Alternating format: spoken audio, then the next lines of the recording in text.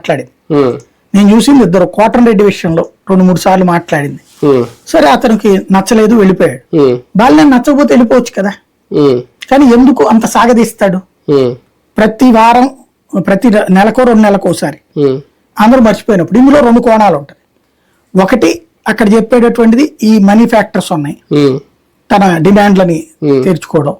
రెండవది ఏంటయ్యా అంటే తెలుగుదేశం కూటమి వాళ్ళని తన జోలికి రానియకుండా చూసుకోవడం. ఆయన అక్కడ ఎర్త్ పెడుతున్నాడు వైసీపీకి, మనం ఎందుకులే సైలెంట్గా ఉంటే పోతుంది అనేటటువంటి రూట్ రెండోది.